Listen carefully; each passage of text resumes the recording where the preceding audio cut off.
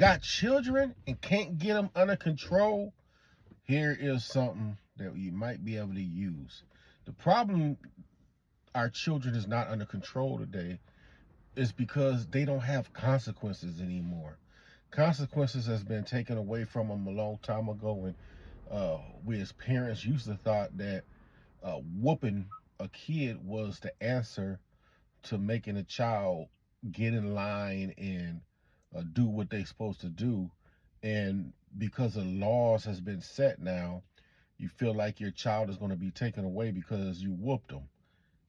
I don't agree with all of that nonsense and everything, because this is a mentality that's been presented to us at a very long time ago, and not a good strategy of making sure your kids do what they need to do.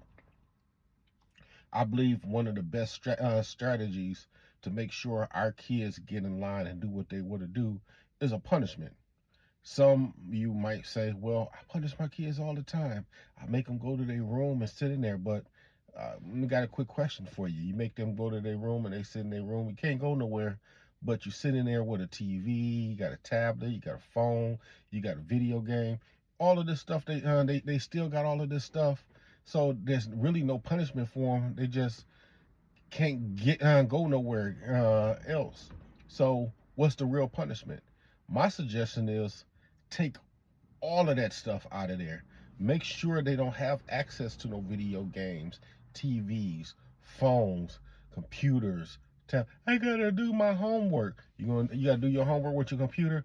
I tell you what, while I'm sitting right here cooking dinner, you can do your homework right here in front of me. And that's how you can squash all of that. And then add something on top of that.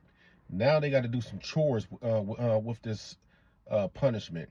You know, put some extra chores on them that that they don't like doing. Make sure that they're actually adding some extra education onto that too. Read some extra books or do some extra math homework, especially if you know that they're struggling in that situation. There's a lot of different things that we can do to make sure our kids don't want to do what they did again. And if they do it again, then they go through that again. And trust me, after a couple times going through that, they aren't going to want to do it no more. The key point is stick to the punishment.